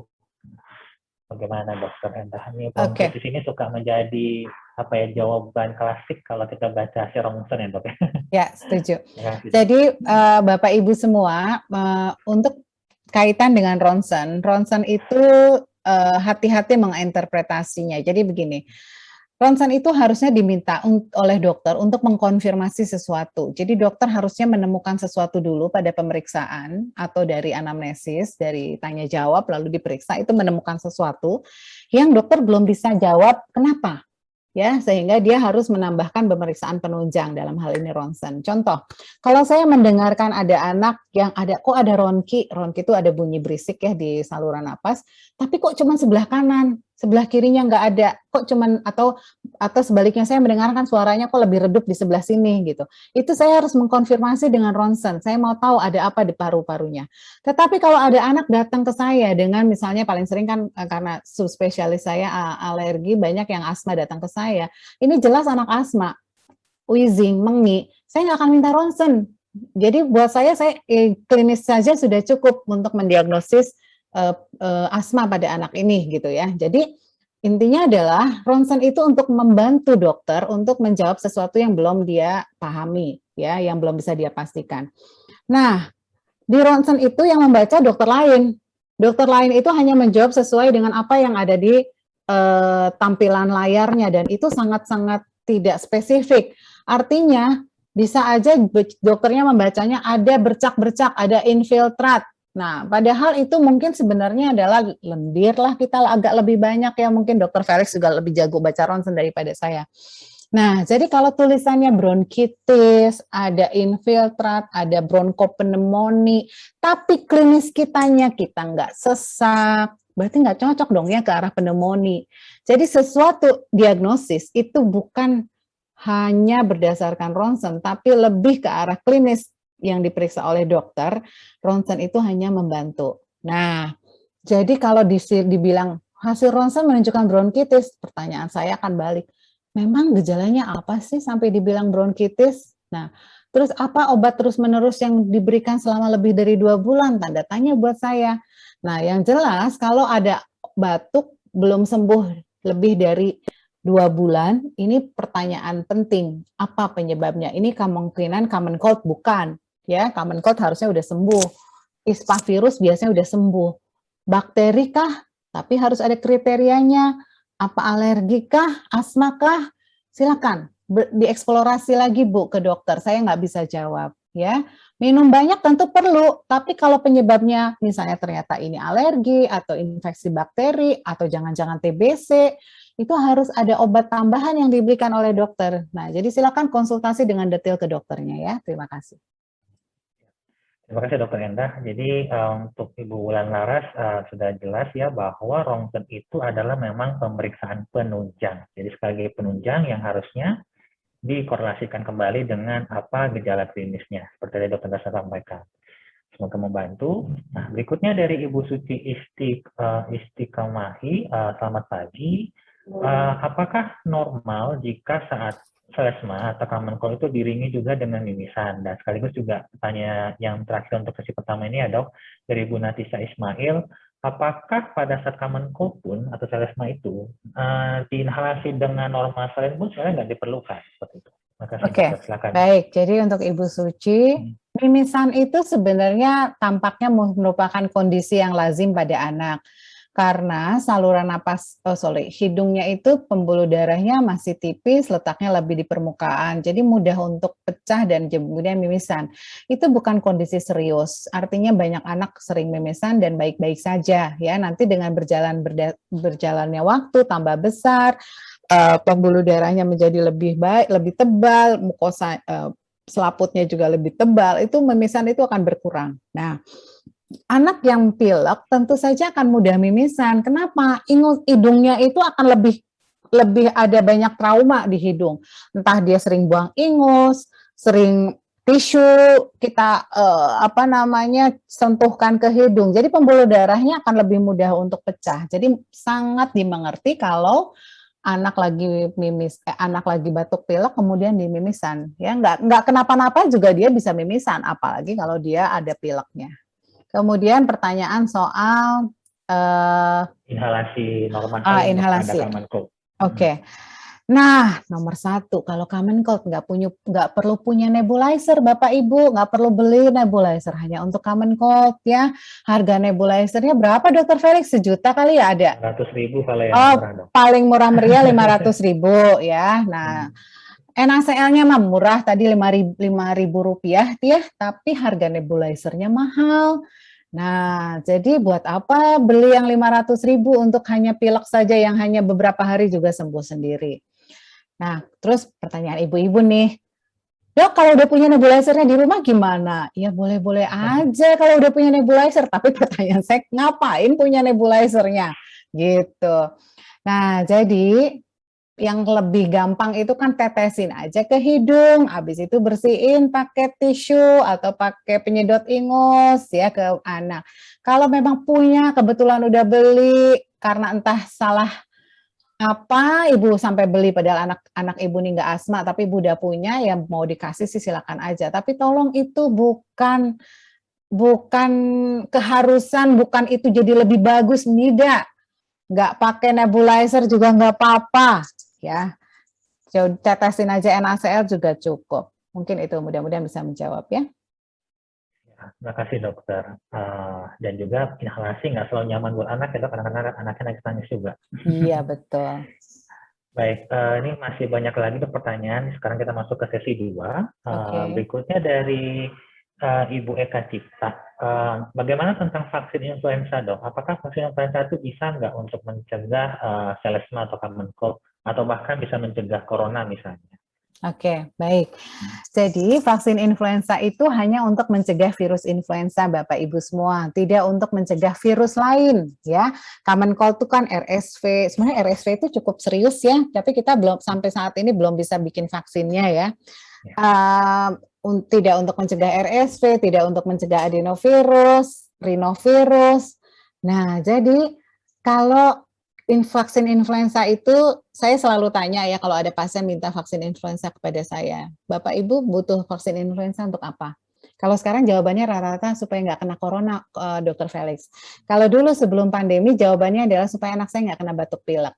Saya selalu jelaskan, batuk pilek itu tidak cuma influenza, batuk pilek itu ada selesmanya. Jadi kalau anak ibu Bapak Ibu sudah divaksin influenza, bakal tetap kena batuk pilek karena common cold ya.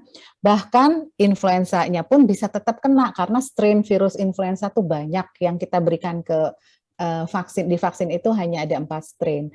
Tetapi memang tujuan kita memberikan vaksin influenza adalah mencegah anak kita kena virus influenza karena virus influenza itu bisa cukup berat. Nah, kemungkinan kemudian virus influenzanya apakah pasti akan akan terhindar dari virus influenza? Belum tentu. Kalau yang beredar ternyata virus influenzanya berbeda dari yang ada di vaksin. Tetapi kan ini adalah upaya kita ya, upaya untuk mencegah kena influenza. Kalau ternyata yang beredar sesuai dengan strain di vaksin, alhamdulillah. Kalau enggak ya minimal kita sudah ada upaya lah. Nah, saya pribadi memberikan vaksin influenza pada diri saya sendiri karena saya berhadapan dengan anak-anak yang biasanya banyak datang dengan influenza ataupun saya khawatir saya menularkan kepada pasien-pasien. Jadi silakan, tapi tujuannya bukan untuk kena batuk pilek, apalagi bukan untuk kena corona ya. Udah jawab ya Dokter Felix? Sudah dok. Ya. Saya jadi menekankan lagi bahwa vaksin influenza untuk virus influenza saja, bukan untuk common cold yang penyebabnya seringkali bukan influenza. Ya. Jadi berikutnya dari Ibu Nindi Virgo, ini mungkin pertanyaan sudah sama seperti sebelumnya dok, mungkin dokter bisa singkat menekankan saja bahwa apakah anak yang seringkali bapil lalu belakangan kena mimisan itu apakah berbahaya atau tidak? Oke, mimisan tentu tidak berbahaya asal ada asalnya bahwa ini hanya mimisan saja, bukan ada perdarahan di tempat lain ya. Jadi kalau perdarahan di tempat lain tuh misalnya gusinya berdarah, ada memar-memar, itu berarti tanda ada perdarahan yang kita harus eksplorasi. Tapi kalau cuma mimisan saja itu adalah sifatnya anak ya, jadi nggak usah khawatir. Sering batuk pilek, namanya anak kecil, bisa 6-12 kali per tahun. Apa yang harus dilakukan? Sabar, kalau mimisan silakan pastikan bahwa jangan, kadang-kadang kalau mimisan tuh ibu-ibu tuh langsung disumpel atau anaknya ditengadahkan. Jangan, kita biarkan aja mimisannya keluar. Paling kita bantu untuk menghentikannya adalah dipencet ya daerah pertengahan antara tulang hidung dengan tulang rawan di sini. Jangan di ujung, nggak bisa napas anaknya ya. Jadi di sini silakan boleh dibantu dipencet atau boleh pakai kompres pakai es ya. Jadi itu adalah cara-cara untuk menghentikan mimisan. Mimisan asal tidak lama sih nggak berbahaya. Kalau misalnya mengalir terus-menerus lebih dari berapa menit, Dr. Felix? 15 menit misalnya, nah itu silakan pergi ke IGD. Mungkin akan dibantu untuk menghentikan mimisannya. Terima kasih Dr. Enda. Selanjutnya dari Ibu Mora Lokfreza, selamat pagi Ibu. Nah ini pertanyaannya, apakah tadi yang disebutkan Dr. Enda mengenai nasal spray itu boleh nggak juga diberikan pada anak-anak yang alergi? Karena kebetulan anaknya Ibu Mora ini kalau tidak disemprot itu hidungnya selalu tersumbat di malam hari. Mungkin memang gejala rintis ya dok ya? Betul, ini ibu salah satu pasien saya nih. Oh ya. Makasih udah ikutan ya Bu. Jadi anak yang punya rinitis alergi itu seringkali memang diproduksi lendir di saluran napas, dan di sini lendirnya nggak ada manfaatnya, Dr. Felix ya.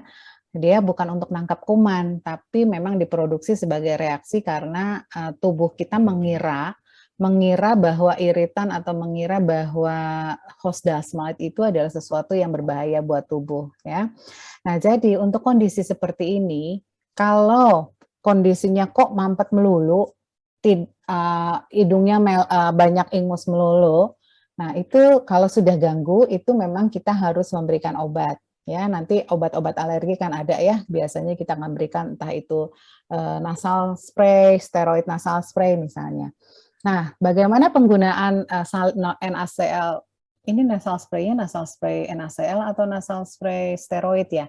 Nah, intinya adalah kalau itu isinya steroid nasal spray, memang kadang-kadang kita membutuhkan karena anaknya terganggu. Nah, saya punya rinitis alergi, tapi sebelumnya rinitis alergi saya nggak ganggu karena buat saya ya mampet sedikit kalau AC-nya dingin ya udah tinggal AC-nya saya matikan.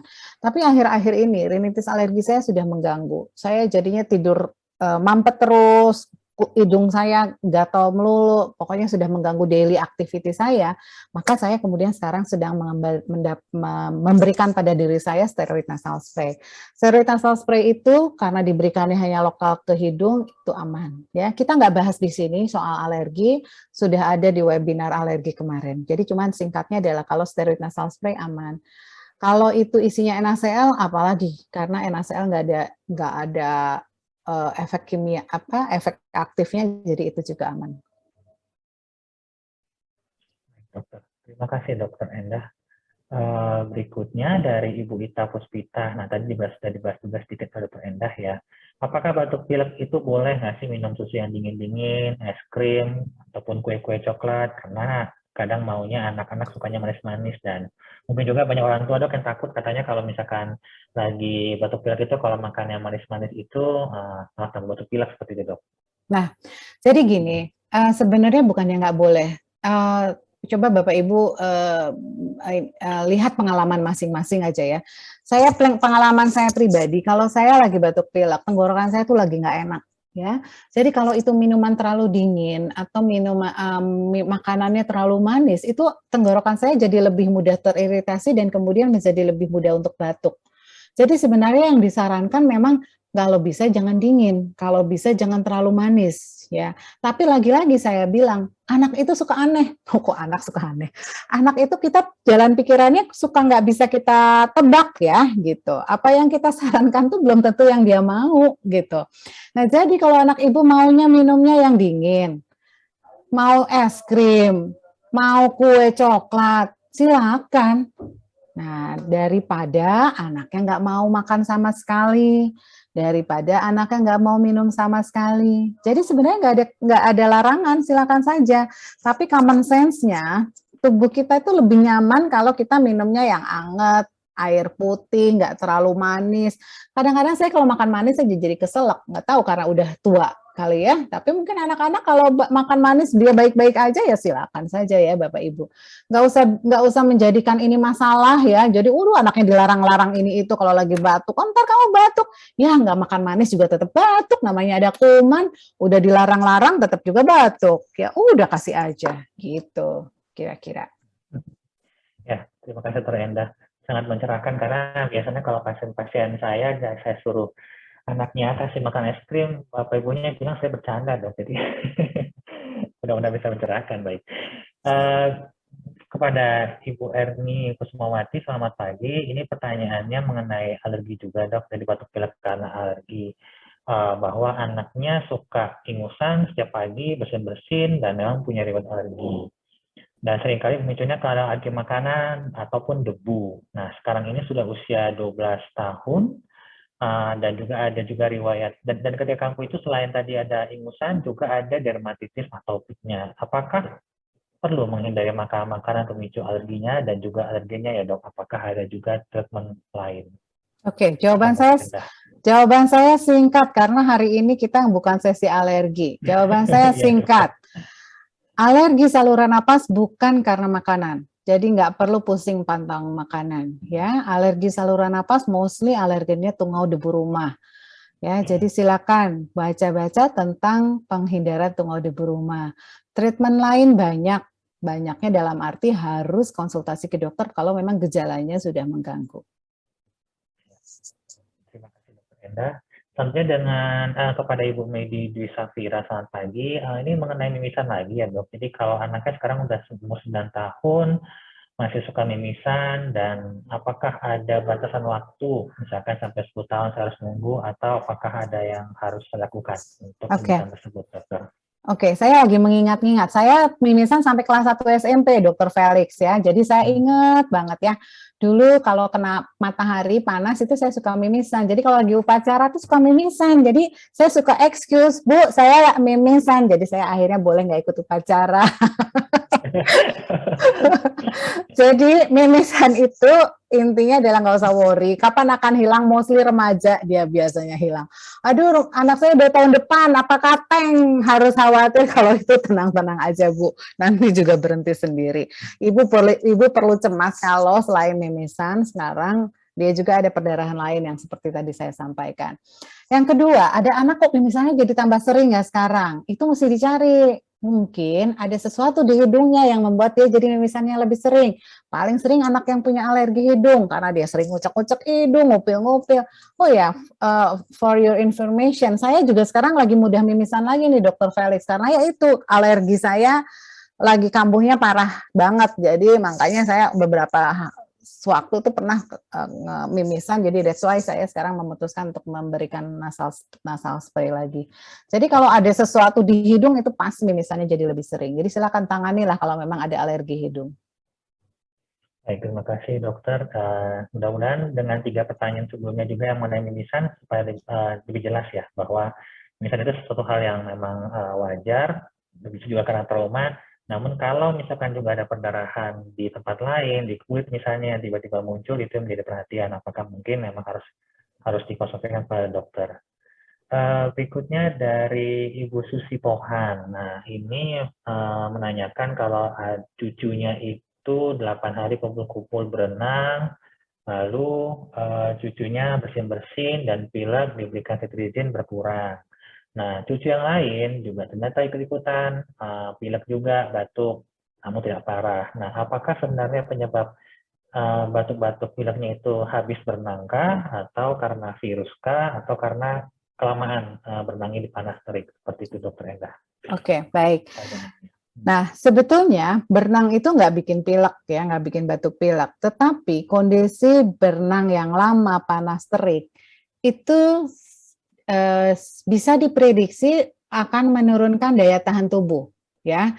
Jadi kita ini kalau kena virus, tidak semua akan sakit ya. Saya bersyukur banget ada COVID ya. Kita semua jadi tahu istilah OTG, orang tanpa gejala, bahwa kita bisa terinfeksi virus tapi tanpa ada gejala. Jadi semua virus pun bisa masuk ke saluran napas kita, tapi kita nggak ada gejala. Nah, tetapi pada saat daya tahan tubuh turun, let's say itu berenang lama, kena panas terik, daya tahan tubuh jadi lebih turun, maka kita menjadi akan sakit, bahkan gejalanya muncul. Nah, jadi intinya adalah kalau ini batuk pilek, apalagi ada yang menular, ada yang juga tertular, ini kemungkinan besar adalah memang karena virus. Tapi kenapa waktu berenang nggak ada yang sakit? Mungkin masih ada yang OTG waktu itu. Tidak ada gejalanya, tapi dia sudah menularkan. Mungkin itu penjelasan saya. Terima kasih. Dokter Endah. Baik, ini ada sesi ketiga, sesi pertanyaan kita yang terakhir ya. Kita lanjut saja Dok ya. Jadi dari Ibu Indri Purwani, selamat pagi Ibu. Anak saya berumur 10 tahun dan punya riwayat amandel besar. Apakah harus dioperasi dokter? Oke, baik. Nah, amandel itu apa ya? Itu adalah jaringan yang punya peran dalam pertahanan tubuh ya. Jadi pada saat kita ada infeksi kuman di saluran napas misalnya, ya termasuk di tenggorokan, rongga mulut, itu tentu akan diproduksi sel-sel kekebalan tubuh lebih banyak dan kemudian diaktifkan di amandel itu, ya, diaktifkan di kelenjar getah bening yang lain juga. Nah, tapi memang kalau jadi intinya adalah amandel itu ada fungsinya. Nah, kemudian tetapi amandel ini, tonsil ini, kemudian bisa besar banget karena memang infeksi berulang atau ada rangsangan berulang yang menyebabkan jaringan amandelnya itu nggak mengecil lagi, jadi membesar. Nah, kapan kita harus operasi? Nomor satu adalah bukan cuma amandel besar saja, tapi harus besar dan sudah menyebabkan ada gangguan. Gangguan apa? Biasanya karena menyumbat saluran napas pada saat tidur. Itu yang menyebabkan anak mengorok dan kemudian sampai kadang-kadang kayak berhenti napas, itu yang kita sebut obstructive sleep apnea, ya. Nah, kalau ada obstructive sleep apnea itu indikasi bahwa dia sudah harus diangkat, ya, karena itu sudah ada menyebabkan gangguan pada saluran napas.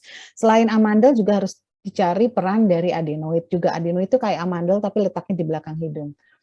Yang kedua adalah kalau amandel ini menjadi sumber untuk terjadinya infeksi. Jadi sering sekali tonsilitisnya. Jadi kalau tadi Bapak Ibu lihat gambarnya, gambar yang saya sebutkan, amandel besar dengan ada ada detritusnya.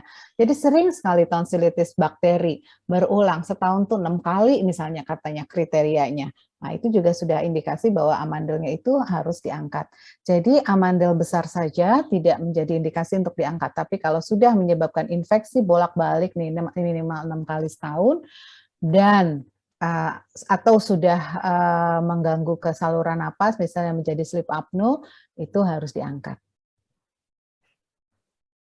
Baik, terima kasih Dr. Endah. Semoga jelas ya Ibu Indri. Nah, pertanyaan berikutnya dari Ibu Eva, saya skip dulu ya Dok, karena ada pertanyaan dari Ibu Eva di bawahnya, nanti kita rangkum. Selanjutnya dari Ibu Aminah Nursari ya, apa bedanya asma dengan alergi dokter? Bagaimana cara membedakannya? Oke, jadi singkat saja.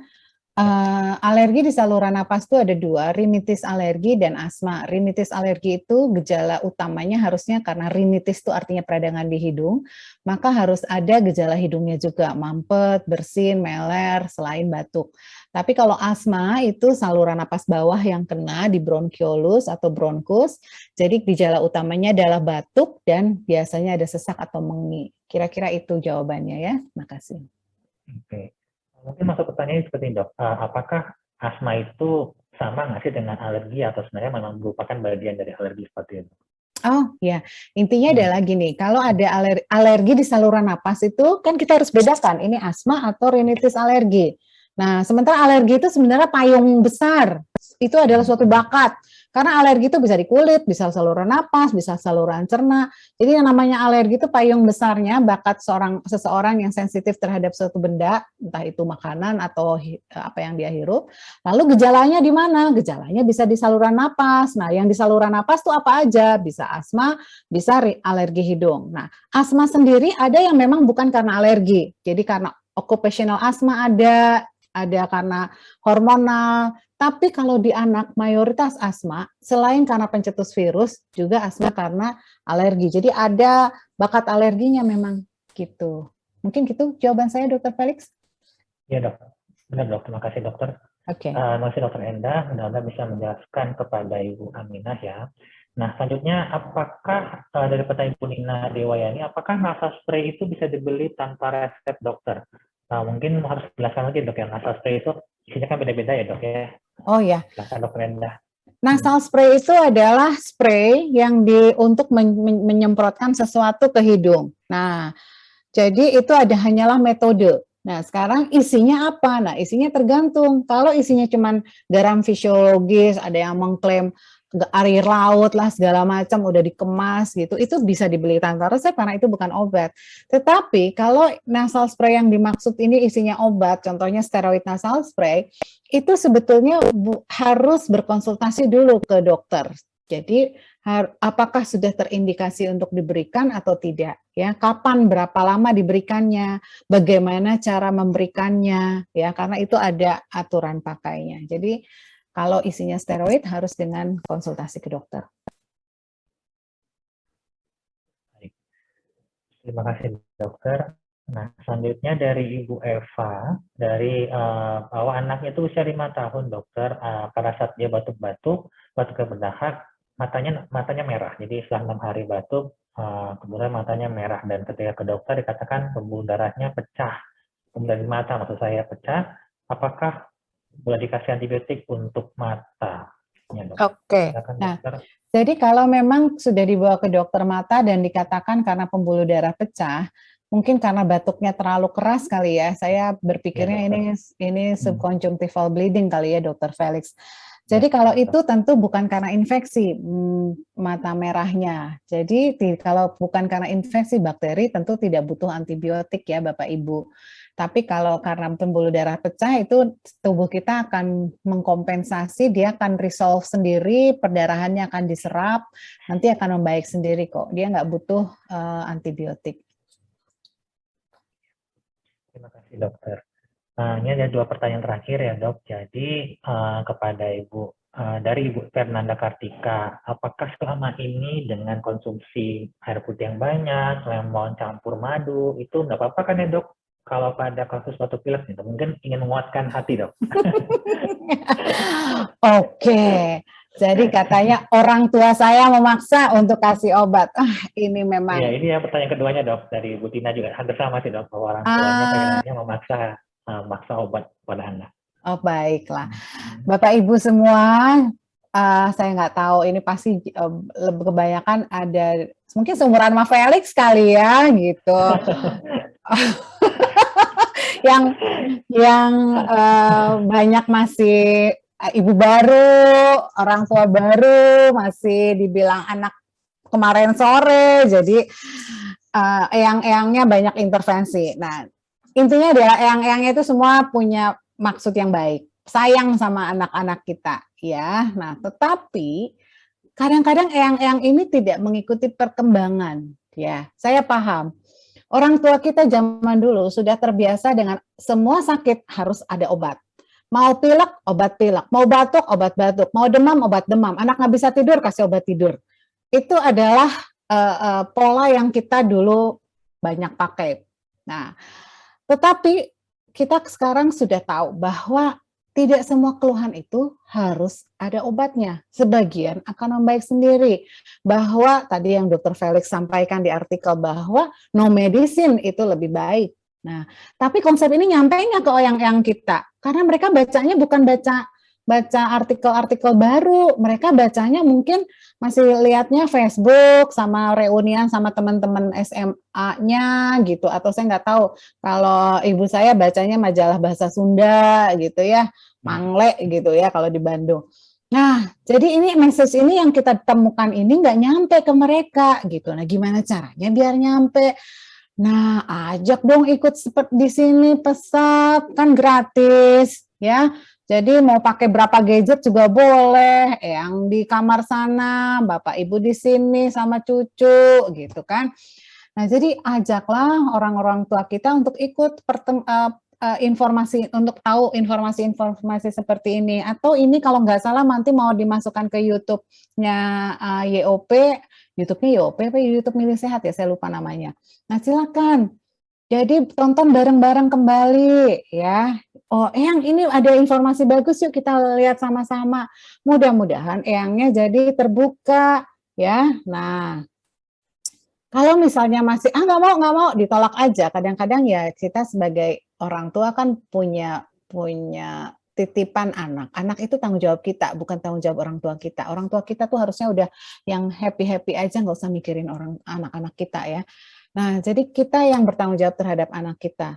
Nah, tetapi kadang-kadang kalau memang mentok sana-sini, pasien-pasien saya ada yang white lie, ya, iya Eyang udah dikasih obatnya, iya Eyang udah berobat, gitu, iya Eyang udah tanya sama dokter Endah, tadi saya udah hubungi dokter Endah, kata dokter Endah nggak usah kasih obat, gitu. Kadang-kadang white lie begitu, ya. Nah, saya pribadi juga